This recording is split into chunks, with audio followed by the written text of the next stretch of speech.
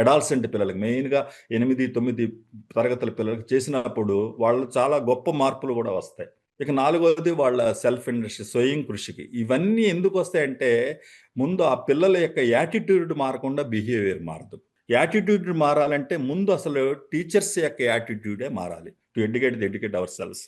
అందుకని పిల్లలు దృష్టిలో పెట్టుకుని అవసరమైతే పెద్దవాళ్ళు కానీ మన టీచర్లు కానీ ఆ యాటిట్యూడ్ని సరిచేసుకుని మనం కూడా ఒక్కొక్క స్టెప్, నా నష్టమే లేదు, పిల్లల నుంచి కూడా చాలా విషయాలు నేర్చుకోవాలి.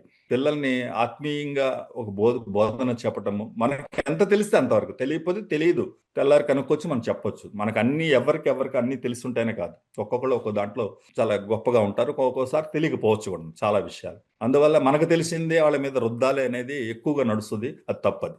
అల్టిమేట్గా ఏంటంటే సెల్ఫ్ కాన్ఫిడెన్స్ని పిల్లలకి బిల్డప్ చేయాలి. 10th క్లాస్ ఎగ్జామ్ అనేది ఒక చిన్న పార్ట్, లైఫ్లో చాలా వెరీ వెరీ స్మాల్ పార్ట్.